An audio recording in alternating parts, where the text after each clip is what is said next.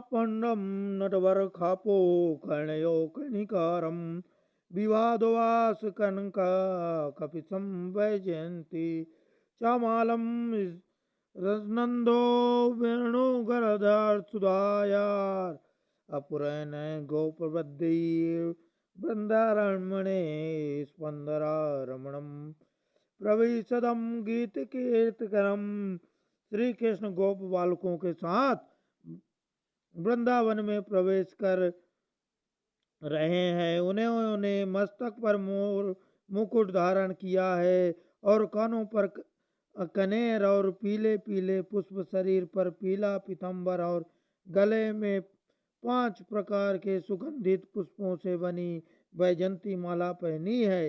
रंगमंच पर अभिनय करने वाले श्रेष्ठ नट जैसा क्या सुंदर वेश है।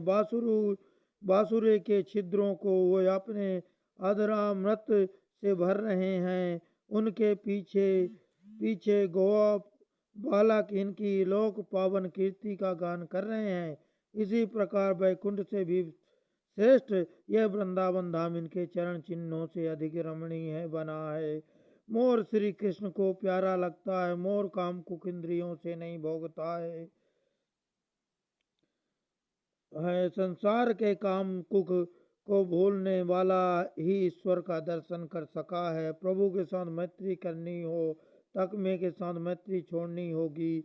ज्ञानी प्रभु के साथ मैत्री करनी हो तो लालच में दृष्टि स्थिर करके वहाँ ब्रह्म का दर्शन करते हैं और वैष्णव हृदय में श्री कृष्ण का दर्शन करते हैं।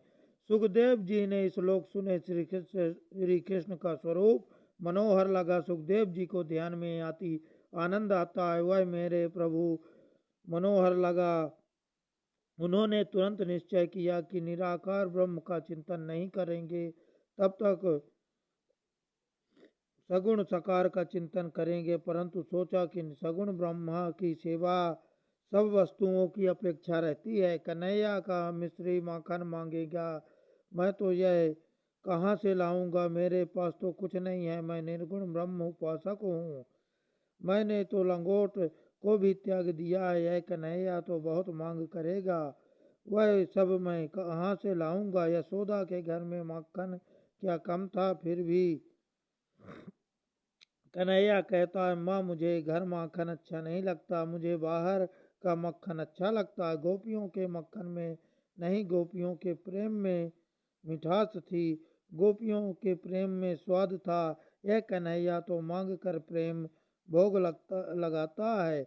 वह मुझे कहेगा कि तुम माखन लाओ, मिश्री लाओ, तो मैं सब कहाँ से लाऊंगा? इसलिए साकार ब्रह्म का चिंतन नहीं करूंगा, इस निर्गुण ब्रह्म का चिंतन ही करूंगा। निराकार ब्रह्म को कुछ देना नहीं पड़ता, इसलिए मेरे लिए यही उत्तम है।